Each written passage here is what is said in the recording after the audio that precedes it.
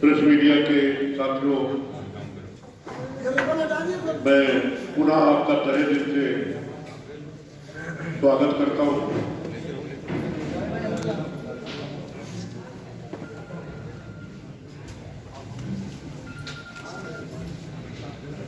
हमारे बीच में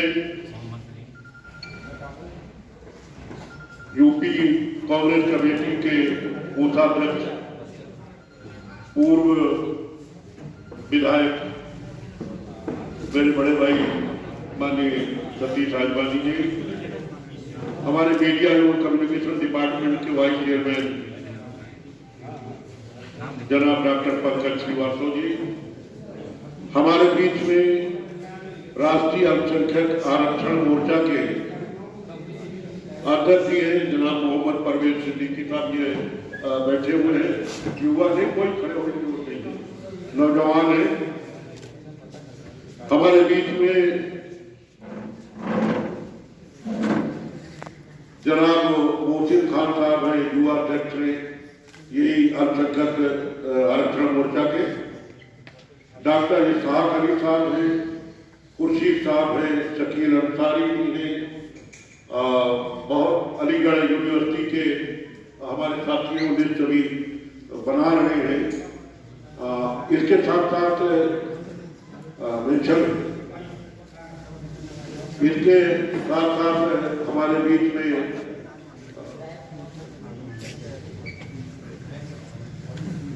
हमारे मीडिया डिपार्टमेंट के माननीय कृष्णकांत पांडे जी, हमारी बहन मीडिया डिपार्टमेंट की प्रवक्ता प्रियंका गुप्ता जी, हमारे बीच में माननीय रिजवी साहब थे, कहाँ चले गए मीडिया डिपार्टमेंट के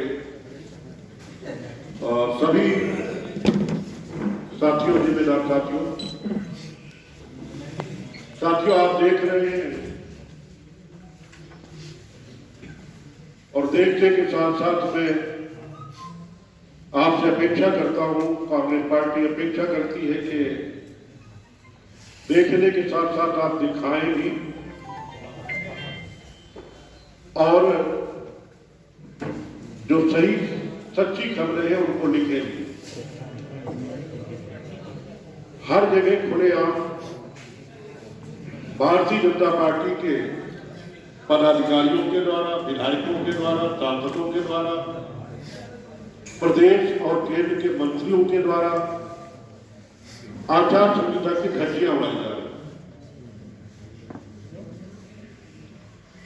और उसके बाद भी उनको पूरा सहयोग, क्योंकि प्रशासन उन्हीं के दबाव में है और मैं नहीं समझ पा रहा हूं कि आयोग भी उनके दबाव में है क्या, ये सवालिया निशान है। खुलेआम अधिकारियों के सामने हो रहा है, जब जिम्मेदार अधिकारी है, अरे भाई अब तो आयोग के हाथ में है ना, अधिकारी भी तो आयोग के अंडर में चले गए, लेकिन उनका रिमोट कंट्रोल कहां है, यहां भी समझ रहे हैं। जगह जगह पे अभी अमित शाह जी ने परसों कैराना में डोर टू डोर प्रचार किया। आप देखें कि हजारों लोग उनके साथ चल रहे हैं, कोई आचार संहिता को उल्लंघन नहीं, 5 आदमी से ज्यादा नहीं चलने हैं। इसके अलावा जहां एक तरफ आप ये देख रहे हैं कि कल दिल्ली में जहां अमर ज्योति जल रही थी 1971 से, उसको हटा करके वहां सुभाष चंद्र बोस जी की मूर्ति की स्थापना की जा रही है। हमें मूर्ति की स्थापना का एतराज नहीं है, क्योंकि हम सुभाष चंद्र बोस के अनुयायी हैं। सुभाष चंद्र बोस जी ने हमारे देश के ऊपर एक उपकार किया है, हमारे ऊपर उपकार किया है, और उस उपकार को कांग्रेस तो कभी भूलेगी नहीं, हमारे देश और प्रदेश का जर्जर कभी नहीं भूलेगा। यहां मेरे कहने का तात्पर्य दूसरा है। कल मैं बहराइच में था, कल हमारे वीर, हमारे स्वर्गीय सुभाष चंद्र बोस की जयंती थी। हमारी कांग्रेस पार्टी ने एक कार्यक्रम 5 जगह पर, एक हाल में, इसी तरीके के हाल में उनको माल अर्पण करने का कार्यक्रम किया था, श्रद्धा सुमन अर्पण करने का, श्रद्धांजलि अर्पित करने का एक कार्यक्रम किया था सुभाष चंद्र बोस जी की जयंती में, एक फोटो रख करके और कुछ नहीं। बहराइच शहर में उस हॉल की कैपेसिटी 500 थी और उसमें कुर्सियां पड़ी हुई थी 105 और 105 में 10-15 कुर्सियां खाली थी। कार्यक्रम शुरू नहीं हुआ, मैं पहुंचा वहां पर, कार्यक्रम शुरू नहीं हुआ और पूरा पुलिस अमला पहुंच गया और जाकर के उन्होंने कब्जे में ले लिया। उन्होंने कहा नहीं साहब, आपने परमिशन नहीं ली है, चुनाव आचार संहिता का उल्लंघन हो रहा है। क्या महापुरुषों को माल अर्पण करने में भी चुनाव आचार संहिता का उल्लंघन हो रहा है? और अगर उल्लंघन हो रहा है तो फिर दिल्ली में जो आप कर रहे हो उसमें क्या हो रहा है? यानी आप शासन सत्ता पे हो तो आपके लिए कोई कायदा कानून नहीं। हम कांग्रेस पार्टी में तो सारे कायदा कानून हमारे लिए दिल्ली में क्या संहिता नहीं है। और इसके बाद ये हुआ, अब मैं नहीं जानता हूं कि क्या हुआ आगे चल के। हमारे खिलाफ एक तहरीर लिख करके दे दी पुलिस ने, देहात कोतवाली बहराइच में लिखी गई, FIR के लिए लिखी गई, हम नहीं जानते। कार्यक्रम हुआ नहीं, एक भी माला डाल नहीं पाए। कैपेसिटी 500 की है, वहां है 90 लोग, सारे के सारे लोग बहराइच चले आए। पूरी वीडियोग्राफी फोटोग्राफी है, कार्यक्रम हुआ नहीं, उसके खिलाफ भी कार्रवाई हो। और दिल्ली में इतनी बड़ी कार्रवाई की जा रही है, की गई। अब करें क्या भाई? सैया भाई कोतवाल तो बेटर कार्यक्रम, अब कहां है चुनाव लोग? मैं आप लोगों के माध्यम से चाहता हूं कि इसको उजागर करें। मीडिया हमेशा निष्पक्ष रहा है और आज भी निष्पक्ष है। खास तौर पे मीडिया डिपार्टमेंट, मीडिया को जब जब हमने आमंत्रित किया है, हमें हमेशा सहयोग मिला है और हमने कोई भी बात मीडिया में किसी के विरुद्ध नेगेटिव नहीं कही है। एक जो संविधान के तहत एक मर्यादा के अंदर अंतर्गत ही हमने आज हमेशा बात कही है और आज भी हम मर्यादा के अंतर्गत बात कर रहे हैं। आपने हमेशा सहयोग किया है, हमारी आज आपसे विनती है, आप सहयोग करें। आज का जो मुख्य कार्यक्रम है वो ये है कि एक बहुत ही मजबूत, बहुत ही बड़ा संगठन है जिसका नाम है राष्ट्रीय अल्पसंख्यक आरक्षण मोर्चा। आज राष्ट्रीय अल्पसंख्यक आरक्षण मोर्चा के माननीय राष्ट्रीय अध्यक्ष जी बैठे हुए हैं आपके सामने, मोहम्मद परवेज सिद्दीकी, जनाब मोहम्मद परवेज सिद्दीकी साहब। अब मैं सौभाग्य कहूंगा, मैं भी सिद्दीकी, ये भी सिद्दीकी, जितने सिद्दीकी सभी आ जाए। आज माननीय कोषाध्यक्ष जी की अगुवाई में, माननीय सतीश आडवाणी जी की अगुवाई में और इनकी बात जो दिल्ली में हमारे राष्ट्रीय नेताओं से हुई है उसके अनुसार आज ये जो मोर्चा है अल्पसंख्यक, राष्ट्रीय अल्पसंख्यक आरक्षण मोर्चा, आज कांग्रेस पार्टी को 2022 के विधानसभा के चुनाव में समर्थन दे रहा है और ये समर्थन लेटर हमारे हाथ में है। ये समर्थन लेटर हमारे हाथ में है। आज आपको कष्ट देने का कारण यही था। हम उम्मीद करते हैं कि ये जो बूंद बूंद इकट्ठा होकर के जो एक सागर बन रहा है, हम लोग 2022 में जो चुनाव हो रहा है अभी बल्कि चल रहा है, इसमें कांग्रेस पार्टी प्रियंका गांधी वाड्रा जी के नेतृत्व में चुनाव लड़ करके राहुल गांधी जी के निर्देश पर, श्रीमती सोनिया गांधी जी के निर्देश पर कांग्रेस पार्टी चौंकाने वाला निर्णय देगी।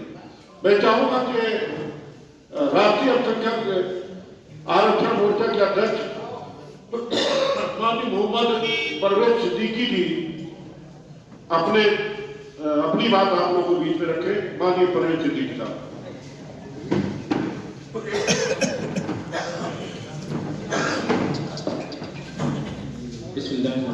सभी पत्रकार बंधुओं का दिल की गहराइयों से शुक्रिया अदा करते हैं कि आप लोग यहाँ मौजूद हुए हैं।